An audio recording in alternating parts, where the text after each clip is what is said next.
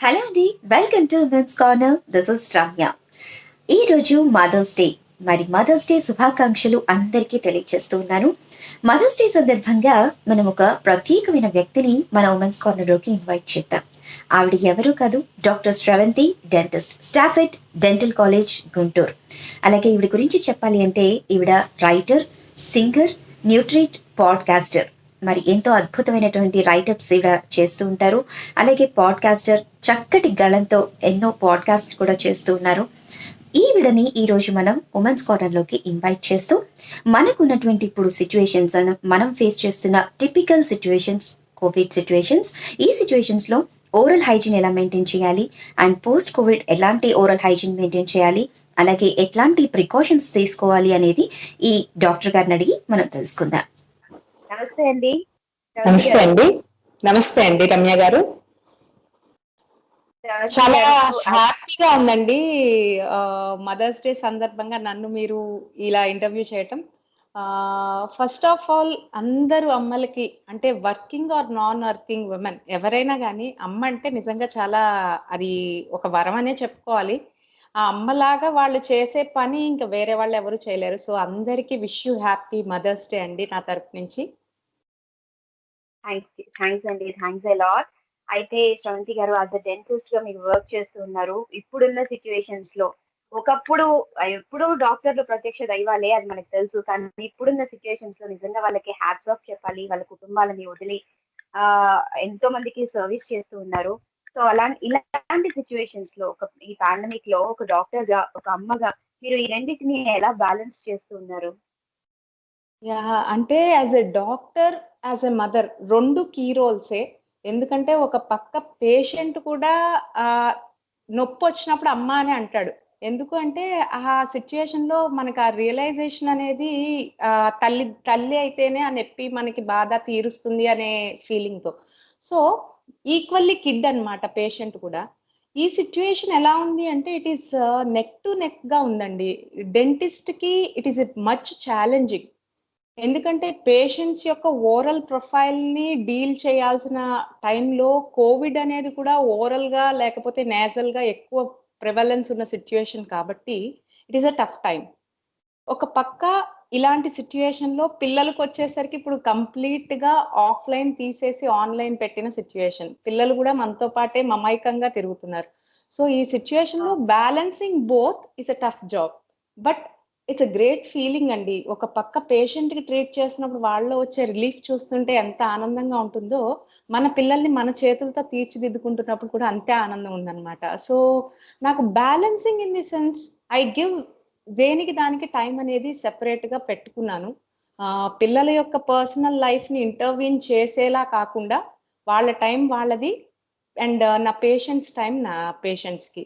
పర్టిక్యులర్‌గా స్పెసిఫిక్‌గా appointment times ఉంటాయన్నమాట. సో, ఆ అపాయింట్‌మెంట్ బేసిస్‌లో నేను నా పేషెంట్స్‌ని డీల్ చేస్తాను అండ్ నా పిల్లల్ని ఈక్వల్లీ చదివించుకుంటున్నాను. వెరీ నైస్ అండి. అయితే ఇప్పుడున్న సిట్యుయేషన్స్ లో ఒక డెంటిస్ట్ గా మీ దగ్గరికి పేషెంట్స్ వస్తూ ఉంటారు.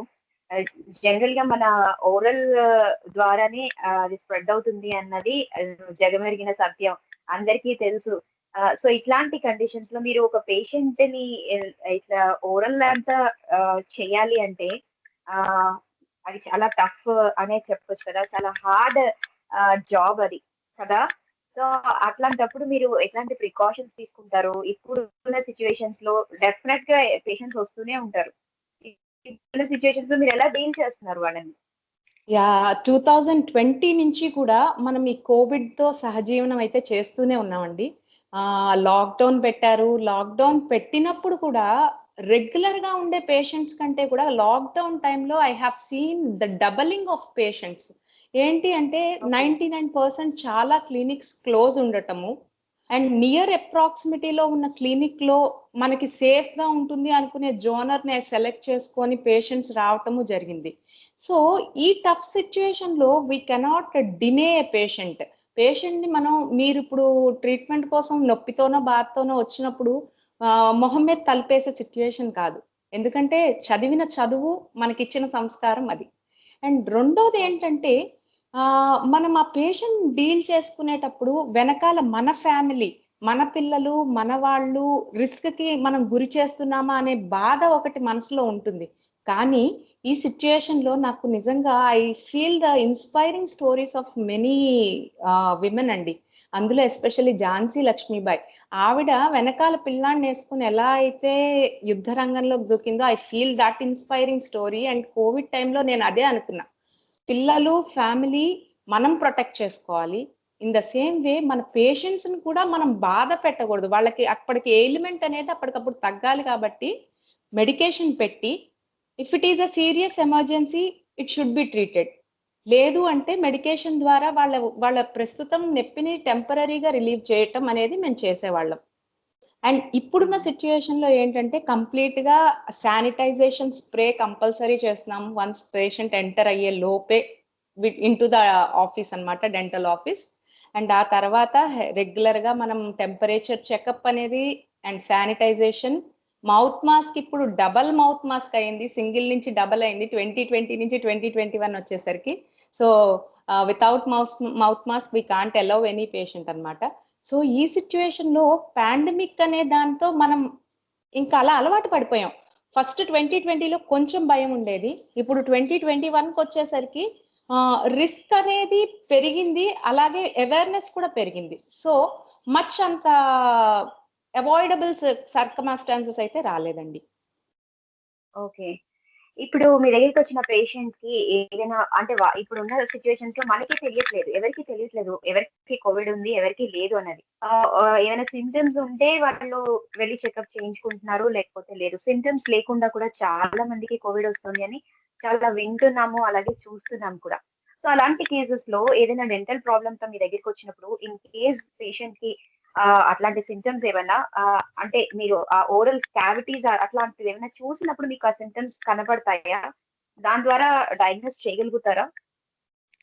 ఫ్రాంక్లీ స్పీకింగ్ సోర్ థ్రోట్ అని పేషెంట్ ఎవరైనా ఒక సింప్టమ్ చెప్పటం జరుగుతోంది.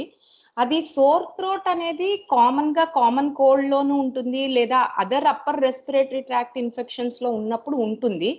And it is equally related to dental issues అన్నమాట సోర్ థ్రోట్ అనేది. అంటే జనరల్‌గా ఇప్పుడు లోవర్ జాలో ఏదైనా పన్ను పుచ్చిపోయినా, అక్కడ ఏదైనా యాబ్సిస్ అంటే చీము ఫార్మ్ అయినా కూడా lower part of the throat అనేది మనకి పెయిన్ ఫార్మ్ అవుతుంది.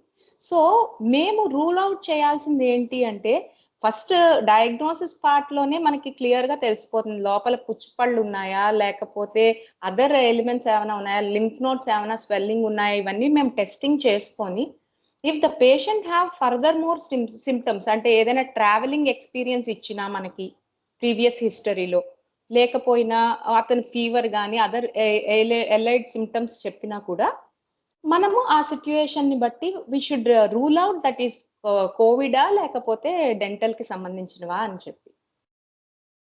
ఓకే. అదర్ దాన్ దట్ అలాగే ఏంటంటే పోస్ట్ రికవర్డ్ కోవిడ్ పేషెంట్స్ ఉంటారు. పోస్ట్ రికవర్డ్ పేషెంట్స్ జనరల్‌గా ఏంటి అంటే మనం కన్సెంట్ అనేది కామన్‌గా ఇప్పుడు తీసుకోవాల్సొస్తోంది ప్రతి పేషెంట్ దగ్గర. ఎందుకంటే 90% ఆర్ సింప్టమ్ ఫ్రీ. అంటే వాళ్ళకి కోవిడ్ వచ్చిందని తెలీదు. రికవర్ అయ్యారని తెలీదు. బట్ వాళ్ళిక్కడ డెంటల్ ట్రీట్‌మెంట్‌కొచ్చినప్పుడు పర్టిక్యులర్ సింప్టమ్స్ వల్ల దే ఆర్ కోవిడ్ రికవర్డ్ అని అర్థమయ్యే ఛాన్సెస్ కొన్ని ఉంటాయన్నమాట. సో, అలాంటి సిట్యుయేషన్‌లో మేము కన్సల్ట్ తీసుకొనే ప్రతి పేషెంట్ దగ్గర ట్రీట్‌మెంట్ అనేది చేస్తాం.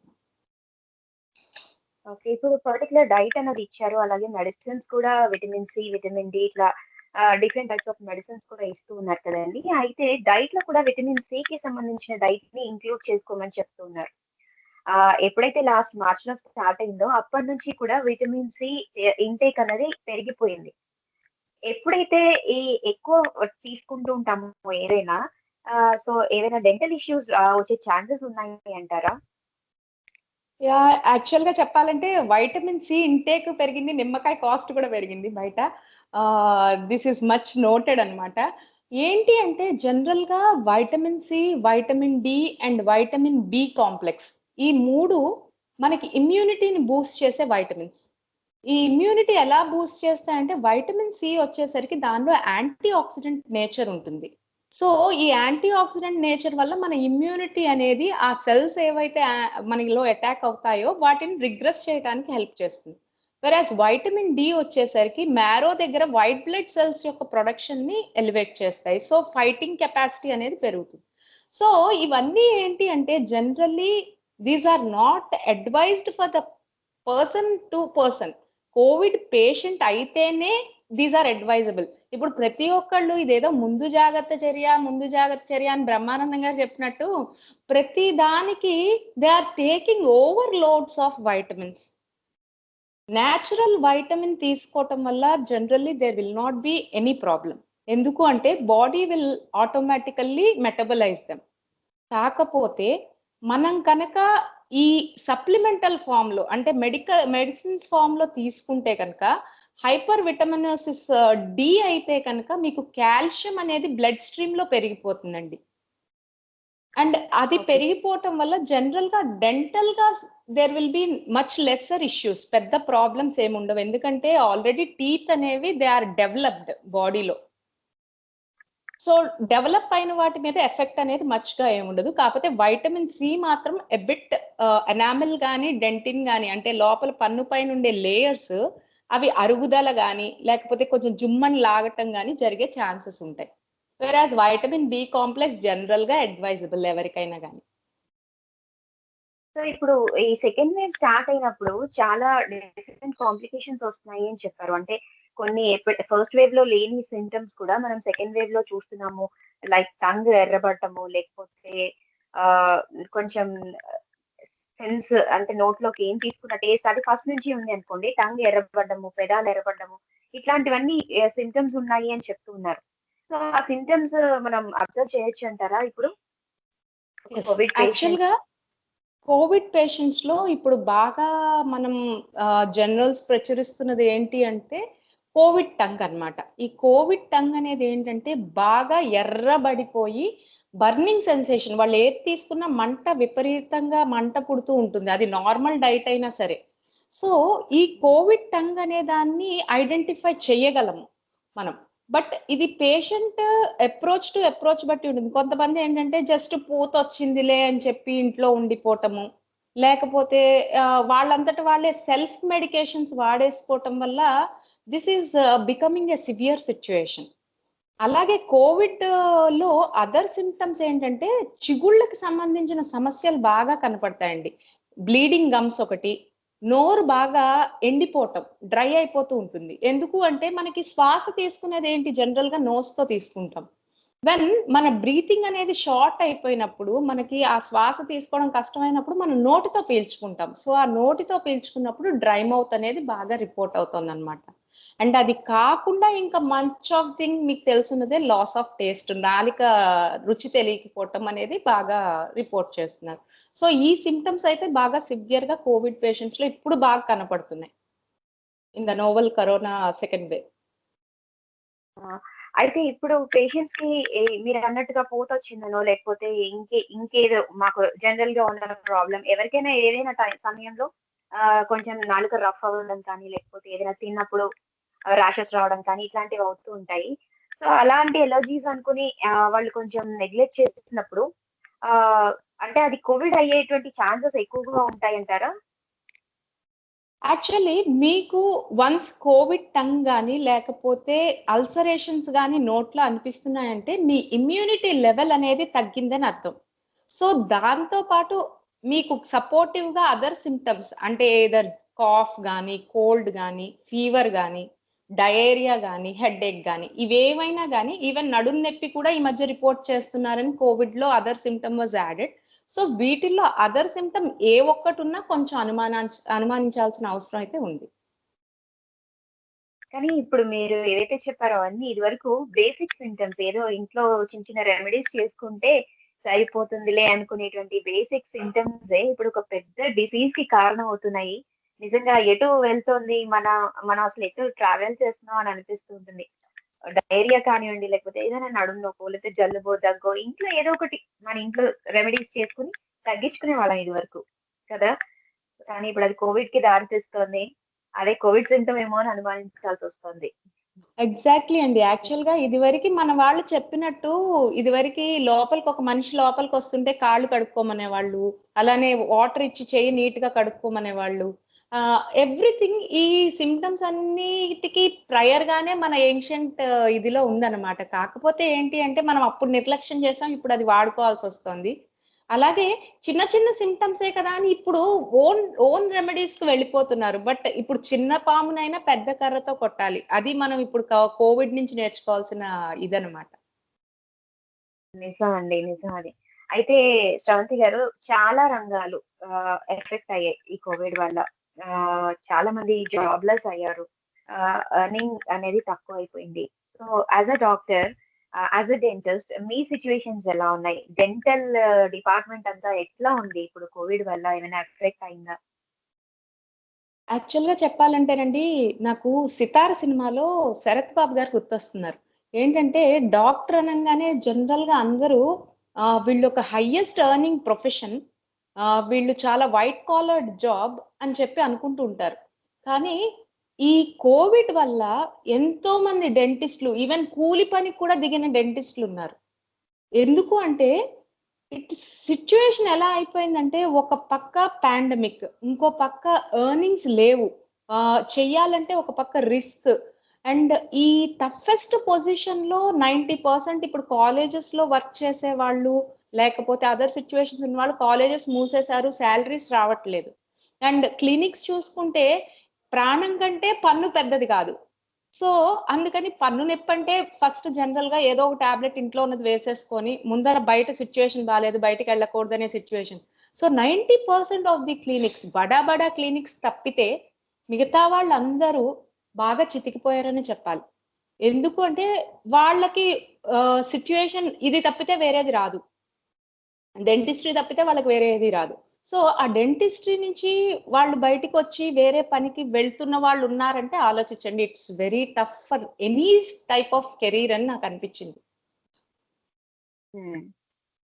నిజం అండి. ఈ మొత్తం సిట్యుయేషన్స్ అన్నీ మారిపోయాయి. ఈ ఇప్పుడు ఈ కోవిడ్ వల్ల చాలా మంది చాలా రకాలుగా ఎఫెక్ట్ అయ్యారు. కొంతమంది జాబ్‌లెస్ అయితే బేసిక్ నీడ్స్ కూడా దొరకని వాళ్ళు చాలా మంది ఉన్నారు. మరి సిట్యుయేషన్స్ నుంచి మనం ఈవెన్ ఎప్పటి నుంచి ఐ బయటపడతాం? Have lost some of my dental friends. అంటే ఎంత స్ట్రగుల్ అయ్యి చనిపోయారు అనేది వాళ్ళు లైఫ్ వదిలేసారు అంటే ఎంత స్ట్రగుల్ అయ్యారనేది we can understand. 2020 and 21 bad year అని చెప్పుకోవాలి. ఇన్ ఎనీ కెరియర్ ఎవరికైనా గాని. నిజం అండి. అది మాత్రం 100% ఎవరికైనా సరే ఈ 20 అండ్ 21 చాలా అసలు ఒక కలగా మిగిలిపోతుందేమో. ఒక బ్యాడ్ డ్రీమ్ అనుకోవాలి. అండ్ ఇది అసలు జనరల్‌గా ఇప్పుడున్న సిట్యుయేషన్స్ అన్ని ఎప్పటికి మారతాయని అనుకుంటున్నారు? యాస్ ఎ డాక్టర్ మీరు చెప్పండి. ఎప్పటికి మారొచ్చు? యాక్చువల్‌గా వ్యాక్సినేషన్ వచ్చేసింది. మనం సేఫ్ అయిపోయాము అని అనుకోటానికి లేదండి. This is not a complete vaccination. It is just a immunity booster అంతే. ఏంటి అంటే టిల్ ఈ వ్యాక్సినేషన్ అనేది మహా అయితే 1 ఇయర్ మనకొక ఇమ్యూనిటీ గోడని తయారు చేస్తుంది అంతే. సో, మనం వ్యాక్సినేషన్ ఏయించుకున్నాం కదా అని ఇప్పుడు మనం విచ్చలవిడిగా ప్రపంచంలో తిరిగేస్తే, ఇది ఎప్పటికి గాని తగ్గుతుందనైతే నేను చెప్పను. మన కేర్ మనం పాటిస్తూ masking is compulsory, hand sanitization is compulsory and social distancing 100% పాటించాల్సిందే. ఈ 3 మనం మన లైఫ్ స్టైల్‌తో పాటు అడాప్ట్ చేసుకుంటేనే బై 2022 బై గాడ్స్ గ్రేస్ ఏదైనా నాసల్ వ్యాక్సినేషన్ అంటే డైరెక్ట్‌గా లంగ్స్‌కి చేరుకునేలాగా నాసల్ వ్యాక్సినేషన్ అనేది తయారవుతుంది. మీ అందరికీ తెలిసిందే. సో, దాని ద్వారా అయినా అట్‌లీస్ట్ మన ఇమ్యూనిటీ కొంచెం బాగా బూస్టప్ అయ్యి we may recover and we hope to recover. Sravanthi garu, ఇప్పుడు వ్యాక్సిన్ తీసుకున్న వాళ్ళలో కూడా చాలా మందికి చాలా డౌట్స్ ఉన్నాయి. వ్యాక్సినేషన్‌లో అంటే వ్యాక్సిన్ తీసుకునే దానికన్నా ముందు ఆల్కహాల్ డ్రింక్ చేయకూడదు. తీసుకున్న తర్వాత ఎన్ని రోజులు ఆల్కహాల్ డ్రింక్ చేయకూడదు. ఇది పెద్ద మెయిన్ ప్రాబ్లమ్ అయిపోయింది జనానికి. సో, అసలు ఎట్లా ఉంటుంది? అంటే ఎట్లాంటి ఫుడ్ తీసుకోవాలి వ్యాక్సిన్ తీసుకునే ముందు అండ్ వ్యాక్సిన్ తీసుకున్న తర్వాత? యాక్చువల్‌గా చెప్పాలంటేనండి, రెగ్యులర్ డైట్ ఇంటేక్‌లో మనకి జనరల్‌గా ప్రోటీన్ రిచ్ డైట్ అంటే మనకి లోపల ఈ ప్రోటీన్స్ అనేవి చాలా important for immunity boost up. So, protein rich diet అనేది compulsory before vaccination and after vaccination కంపల్సరీగా తీసుకోవాలి. అండ్ స్మోకర్స్ అండ్ ఆల్కహాలిక్స్ వాళ్ళు మాత్రం ప్రిఫరబ్లీ 40 డేస్ కంపల్సరీగా వ్యాక్సినేషన్ వేయించుకున్న దగ్గర నుంచి 40 డేస్ వాళ్ళు ఆల్కహాల్ కానీ స్మోక్ కానీ చేయకూడదు. అంటే జనరల్ గా తాగే వాళ్ళకి ఇప్పుడు ఉన్న సిచ్యువేషన్ లో దే ఆర్ లెస్ రిస్కీ. ఎందుకంటే ఆల్కహాల్ అనేది డైరెక్ట్ గా వాళ్ళ థ్రోట్ లోంచి వెళుతోంది. వాళ్ళు సో లెస్ రిస్కీ అని చెప్తున్నారు. బట్ ఎంతవరకు అనేది స్టడీస్ హ్యావ్ నాట్ ప్రూవెన్ అన్నమాట. సో ఈ సిచ్యువేషన్ లో డైట్ అనేది మాత్రం రెగ్యులర్ గా natural sources of vitamins, zinc, అలాగే ప్రోటీన్స్ అండ్ ఫైబర్స్ కంపల్సరీ తీసుకోవాలి. లీఫీ వెజిటబుల్స్ ని మన లైఫ్ స్టైల్లో ఒక పార్ట్ అయిపోవాలి. ఓకే. తర్వాత పోస్ట్ కోవిడ్ అంటే కోవిడ్ వచ్చిన తర్వాత అది తగ్గిపోయి నెగెటివ్ వచ్చిన తర్వాత ఓరల్‌గా అంటే ఎట్లాంటి ప్రికాషన్స్ తీసుకోవాలి? ఎట్లాంటి కేర్ తీసుకోవాలి? ఆహ్, అంటే కరోనా వచ్చి తగ్గిన తర్వాత? యాక్చువల్ గా బిఫోర్ కోవిడ్ కూడా ఇప్పుడు ఏంటంటే పొవిడిన్ ఐడిన్ మౌత్ గార్గిల్ అని చెప్పి అవైలబుల్ ఉంటుందన్నమాట. ప్రతి ఓకే. ఒక్కళ్ళు night time before sleep 1 glass of water లో 5 ml of povidone iodine mouth gargle వేసుకొని గార్గిల్ చేయటం వల్ల నోరులో ఉండే ఈ న్యాచురల్ ఫ్లోరా అంటే బ్యాక్టీరియా అనేవి మెయింటైన్ అవుతాయి. ఈ వైరల్ అటాక్స్ కానీ బ్యాక్టీరియల్ అటాక్స్ కానీ ఏమైనా ఉంటాయో అవి అయితే కిల్ అయిపోతాయి. ఇట్ ఈస్ నథింగ్ బట్ మీరు ఆపరేషన్ కి వెళ్ళినప్పుడు మన బాడీని స్వాబ్ చేస్తారు with brown colour liquid iodine tincture అంటాం. సో అట్లానే మన గార్గిలింగ్ వల్ల థ్రోట్ అనేది క్లియర్ అవుతుంది అనమాట. సో ఆ పొవిడిన్ ఐడిన్ మౌత్ గార్గిల్ అనేది రెగ్యులర్ గా చేసుకోవటం ఒకటి మనం అలవాటు చేసుకోవాలి. అండ్ పోస్ట్ కోవిడ్లీ ఏ పేషెంట్ అయినా కానీ ఫస్ట్ మన డెంటల్ చైర్ అప్రోచ్ అయినప్పుడు we should see oral profile access చూసుకోవాలి. అంటే లోపల వాళ్ళు ఎంతవరకు హైజీన్ మెయింటైన్ చేశారనేది చూసుకోవాలి. అండ్ ఇప్పుడు బాగా ఎక్కువ మంది హాస్పిటలైజ్ అయ్యి రికవర్ అయిన పేషెంట్స్ లో ఒక సిమ్టమ్ బాగా కనపడుతోంది. It is nothing but mucormycosis. అంటే ఏంటంటే ఫంగల్ డిసీజ్. జనరల్ గా ఈ స్టిరాయిడ్స్ ఎక్కువ వాడుతున్నారు. కార్టికో స్టిరాయిడ్స్ ఎక్కువ వాళ్ళకి ఇండ్యూస్ చేయటం వల్ల ఇమ్యూనిటీ అనేది ఒక్కసారిగా పడిపోతుందండి. పడిపోవటం వల్ల ఏమవుతుందంటే ఫంగల్ ఇన్ఫెక్షన్ ఎఫెక్ట్ అయ్యి వాళ్ళకి నోస్ అంతా పెయిన్ రావటం, అలాగే ఈ సైనసెస్ దగ్గర పెయిన్ రావటం, అండ్ పళ్ళు బాగా లూజ్ అయిపోవటం, అండ్ ఓకే. లోపల ఉండే బోన్ ఎస్పెషల్లీ ఈ అప్పర్ బోన్ అనేది కళ్ళకు కనపడే అంత ఓపెన్ అయిపోతుంది. So okay. దీనికి మనం చేయగలిగేది ఏంటి అంటే ఫస్ట్ ఆ సిమ్టమ్స్ అనేవి రిగ్రెస్ అయ్యేలా చూసుకోవాలి. ఎందుకు అంటే వన్స్ ఈ ఇన్ఫెక్షన్ కనుక బ్రెయిన్ రీచ్ అయితే పేషెంట్ చచ్చిపోతాడు. It is oh! Fatal. So mucormycosis మనం ఎప్పుడైనా గానీ అది ముందర రూల్ ఔట్ చేసుకోవాలి. ఇన్ని పళ్ళన్నీ కదులుతున్నాయి అంటే మాత్రం ఫస్ట్ మనం సస్పెక్ట్ చేయాల్సింది అతను కోవిడ్ రికవర్డ్ కాబట్టి. సో మనం అసలు ఏ విధమైన టచ్ చేయకుండా పేషెంట్ ఓరల్ క్యావిటీని అది రిగ్రెస్ చేసుకున్న తర్వాత ఆఫ్టర్ సెవరల్ చెకప్స్ మనం ఆ పేషెంట్ ని ట్రీట్ చేసుకోవచ్చు. ఓకే. ఇప్పుడు అంటే కోవిడ్ నుంచి రికవర్ అయిన వాళ్ళు ఎట్లాంటి కేర్ తీసుకోవాలి? జనరల్‌గా వాళ్ళు ఓరల్ హైజీన్ ఎలా మెయింటైన్ చేయాలి? యాక్చువల్‌గా రెగ్యులర్‌గా మనం ఎవ్రీ 3-6 మంత్స్‌కి టూత్ బ్రష్ అనేది మారుస్తాం. సో, కోవిడ్ పేషెంట్స్ వచ్చేసరికి once they complete there 14 days of isolation వాళ్ళ టూత్ బ్రష్ కంపల్సరీ మార్చాలి. టూత్ పేస్ట్ రెగ్యులర్‌గా వాళ్ళు ఏది వాడతారో అది వాడుకోవచ్చు. అండ్ టంగ్ క్లీనర్ గూడా ప్రిఫరబ్లీ దే చేంజ్. 14 రోజుల తర్వాత వాళ్ళు వాడిన నోటికి సంబంధించి వాడిన వస్తువులన్నిటిని గూడా డిస్కార్డ్ జేసేసి, మళ్ళా కొత్త వాటిని యూజ్ చేసుకోవడం అనేది better thing. Vaporisation should be 100% done అండి. ఎందుకంటే వేపరైజేషన్ వల్ల ఇంకా ఏమైనా రెమినెంట్స్ ఉంటే వాటిని మనం కంప్లీట్‌గా రిమూవ్ చేసుకోవచ్చు. తర్వాత అసలు మ్యాండేటరీ టెస్ట్‌లు ఏముంటాయి? ఎప్పుడెప్పుడు ఏమేం చేయించుకోవాలి? యాక్చువల్లీ అండి ఇప్పుడు మనం జనరల్‌గా స్వాబ్ టెస్ట్ అంటే నాసల్ స్వాబ్ గాని, థ్రోట్ స్వాబ్ గాని తీసుకుంటారు. తీసుకున్న తర్వాత ఇందులో పాజిటివ్ అని వచ్చిన వెంటనే 90% ఆఫ్ ది పీపుల్ పానిక్ అవుతున్నారు. సో అదొక్కటే మ్యాండేటరీ టెస్ట్ అయితే కాదు. దీని తర్వాత మనం రూల్ ఔట్ చేసుకోవాల్సింది ఆర్‌టి-పీసీఆర్ అని చెప్పి టెస్ట్ ఉంటుంది. అది ఏంటి అంటే ఆర్ఎన్ఏ వైరస్ కాబట్టి ఇది దాన్ని రివర్స్ ట్రాన్స్క్రిప్షన్ చేస్తారు. చేసినప్పుడు ఆర్ఎన్ఏని డీఎన్ఏగా కన్వర్ట్ చేసి అది అసలు కోవిడ్ వైరస్సా కాదా అనేది రూల్ ఔట్ అవుతుందన్నమాట. సో ఈ RT PCR test is the mandatory test. మనకి కోవిడ్ పాజిటివ్ అని ప్రూవ్ చేసే test RT PCR. So first RT PCR test చేయించుకున్న తర్వాత if you get it positive 14 days home isolation maintain చేయడం చాలా వరకు శ్రేయస్కరం. ఎందుకు అంటే చిన్న చిన్న మైల్డ్ సింప్టమ్స్ తోనే ఎక్కువ మంది సఫర్ అవుతున్నారు. అన్లెస్ అండ్ అంటిల్ వాళ్ళు ఇమ్యూనో కాంప్రమైజ్డ్ ఏదైనా హయ్యర్ ఇష్యూస్ ఉంటే తప్పితే. సో 14 డేస్ ఆఫ్ ఐసోలేషన్ ఉండాలి. ఈ ఐసోలేషన్ ఉన్నప్పుడు జనరల్‌గా దగ్గు కంటిన్యూయస్‌గా వస్తూ ఉంటే, దగ్గు గాని, జలుబు గాని కంటిన్యూయస్‌గా ఒక 6 ఆర్ 7 డేస్ ఉంటే కనుక, అప్పుడు సీటీ చెస్ట్‌కి మనం వెళ్ళటం మ్యాండేటరీ. అలా కాకుండా మీకు ఈ దగ్గు, జలుబు సింప్టమ్స్ అయితే లేవు అని అనుకున్నారనుకోండి, మీరు హార్ట్ ప్రాబ్లమ్ గాని అండర్‌లయింగ్‌గా లేకపోతే అదర్ డయాబెటిస్ అండ్ హైపర్‌టెన్సివ్ ప్రాబ్లమ్స్‌తో ఉండి, నాకేదైనా అయిపోతుందేమో అనే ఫియర్ ఉందనుకోండి, డి డైమర్ టెస్ట్ అని ఉంటుందన్నమాట. అదేంటంటే జనరల్‌గా క్లాట్స్ ఫార్మ్ అయినప్పుడు ఫైబ్రిన్ డీజనరేషన్ జరుగుతుంది. అది ఎంత వరకు ఉంది? జనరల్‌గా అయితే 0.5% is normal.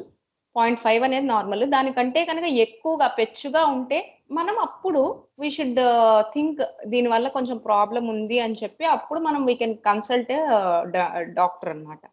Unless and until మిగతావేమీ లేనప్పుడు అనవసరంగా ప్రతీదీ టెస్ట్ చేయించేసుకొని ఏదో కంగారు పడిపోయి పానిక్ అయిపోయి ఉన్న సిట్యుయేషన్‌ని భూతద్దంలో పెట్టుకొని చూసుకొని భయపడకూడదు. ఓకే. మరి ఈ సిట్యుయేషన్స్ అన్నీ కూడా అంటే మనం బయటపడాలి అనుకుంటే ఎట్లాంటి మనం కేర్ తీసుకోవాలి? కేర్ అంటే ఫస్ట్ థింగ్ బాధ్యతగా ఉండాలండి మనమందరం. ఏంటి అంటే అంటిల్ అండ్ అన్‌లెస్ మనకొక అవసరం. ఇప్పుడు ప్రాణం మీదకొస్తుంది అంటే ప్రాణం కంటే ఏది అవసరం కాదు. ఇప్పుడు పెళ్ళిళ్ళు ఇవన్నీ గూడా వేడుక. వాటి కోసం అని చెప్పి మనం ఏదో మన లైఫ్‌ని రిస్క్‌లో పెట్టుకోవడం అనేది ఇది కాదు. అండ్ మోర్ ఓవర్ ఏంటంటే ఎంత అత్యవసరం అయితే గాని బయటికెళ్ళొద్దు. వెళ్ళినప్పుడు కంపల్సరీ వాటికి ఫాలో అవ్వాల్సినవి ఫాలో అవ్వాలి. నాకెందుకొస్తుందిలే, నేను చాలా ధైర్యవంతుడిని, నేను చాలా గొప్పవాడిని అని అప్పుడు ఫీలయ్యి, తర్వాత వచ్చిన తర్వాత నాకే ఎందుకొచ్చింది, నాకేదో అయిపోతుందని ఫీల్ అవ్వటం అనేది మూర్ఖత్వం. సో, ఈ సిట్యుయేషన్‌ని మనం ఫైట్ చేయాలి అంటే కేవలం మన prevention is better than cure. అంతే. చాలా చెప్పారు. నాకున్న డౌట్స్ అంటే చాలా మందికున్న డౌట్స్ మీ ద్వారా చాలా క్లియర్‌గా అర్థమయ్యాయి అని అనుకుంటున్నాను నేను. చాలా క్లియర్‌గా అర్థం అయ్యేలా చెప్పారు మీరు. అండ్ మీరు ఒక రైటర్ అండ్ రీసెంట్‌గా ఒక పాడ్‌కాస్టర్. ఆహ్, మీ రైటప్స్ అన్నీ కూడా చాలా బావుంటాయి. అంటే యాస్ ఎ ఫ్రెండ్ నాకు తెలుసు మీ రైటప్స్ ఎలా ఉంటాయి, మీరు ఆ పాడ్‌కాస్టింగ్ ఎలా చేస్తారు అన్నది. అండ్ అలాగే మీరు సింగర్ కూడా కదా! మరి మా వ్యూవర్స్ కోసం ఏదైనా ఒక చిన్న పాట. తప్పకుండా అండి. యాక్చువల్‌గా రీసెంట్‌లీ స్టార్ట్ చేశాను నేను సింగింగ్ అనేది. మా గురువుగారొచ్చి రాధికా సుబ్రహ్మణ్యం గారనమాట. She is from Machilipatnam Bandaru. సువ్వి సువ్వి సువ్వాలమ్మ నవ్వుచు దేవకి నందనుగనియే. సువ్వి సువ్వి సువ్వాలమ్మ నవ్వుచు దేవకి నందనుగనియే. శశి ఒడిచే అలసంబులు గడిచే, శశి ఒడిచే అలసంబులు గడిచే, వావిలి పూల వానలు కురిసే. శశి ఒడిచే అలసంబులు గడిచే, వావిలి పూల వానలు కురిసే. థ్యాంక్ యూ అండి. చాలా పాడారు. అంటే ఒక డాక్టర్ అయ్యుండి మీరు ఇంత పేషెంట్స్‌ని ట్రీట్ చేస్తూ, ఇంట్లో పిల్లల్ని చూసుకుంటూ, అలాగే పాడ్‌కాస్టింగ్ చేస్తూ, రైటప్స్ చేస్తూ, నిజంగా మల్టీ టాలెంటెడ్ అండ్ మల్టీ టాస్క్‌ని చాలా సమర్థవంతంగా నిర్వర్తిస్తూ ఉన్నారు. ఎంతో మందికి ఇన్‌స్పిరేషన్ ఇస్తున్నారు. మీతో ఇలా థ్యాంక్ యూ మాట్లాడడం అండి. నాకు యాక్చువల్‌గా I feel inspiring to talk with you people like Ramya గారు. ఎందుకంటే మీరు నాకు యాస్ ఎ ఫ్రెండ్ ఎంతగా తెలుసో, నాకు మీతో మాట్లాడుతున్నప్పుడు ఐ ఫీల్ ప్లెజర్ అన్నమాట. అంటే మీ మాట వినంగానే ఒక విధమైన మనసు అలా ఉయ్యాల్లో ఊగినట్టు ఉంటుంది. సో, మీలాంటి వాళ్ళు చాలా మంది ఇన్‌స్పైర్ చేయటం వల్ల ఇలా అన్ని ఫీల్డ్స్‌లోకి వెళ్ళాలని అనిపిస్తూ ఉంటుంది నాకు. థాంక్స్ ఎ లాట్ అండి. Thanks a lot. మీతో మాట్లాడడం వల్ల నాకు చాలా తెలిసాయి. అండ్ నా ద్వారా అండ్ నా ఛానెల్ ద్వారా ఇప్పుడున్న సిట్యుయేషన్స్‌లో నాకు ఎంతో కొంత ఇలా మీ ద్వారా మీరు చెప్పేటివన్నీ అందరికి నేను పంచగలుగుతున్నాను అన్నది ఒక చిన్న సాటిస్ఫాక్షన్ నాకు. చాలా మందికి ఇప్పుడున్న సిట్యుయేషన్స్‌లో చిన్న చిన్నగా మీరిందాకన్నట్టుగా చిన్న చిన్న వాటికి భయపడిపోతూ ఉన్నారు. చాలా అపోహలే ఉన్నాయి. అసలు నిజాలను పక్కన పెడితే ఏదైనా చిన్నదొచ్చినా కూడా అపోహలు తోనే వాళ్ళు భయభ్రాంతులవుతూ ఉన్నారు. సో, అట్లాంటివేం జరగకుండా నా శాయశక్తులా నేనేం చేయగలను అనేది నాకున్న ఫ్రెండ్ సర్కిల్‌లో నాకు ఒక డాక్టర్ గారు తెలుసు. నాకు డాక్టర్ గారు నాకు ఫ్రెండ్ అన్న ఉద్దేశంతో నేను మిమ్మల్ని అప్రోచ్ అవ్వడం జరిగింది. సో, మీ ద్వారా కొన్ని డౌట్స్‌ని క్లారిఫై చేయగలిగాను.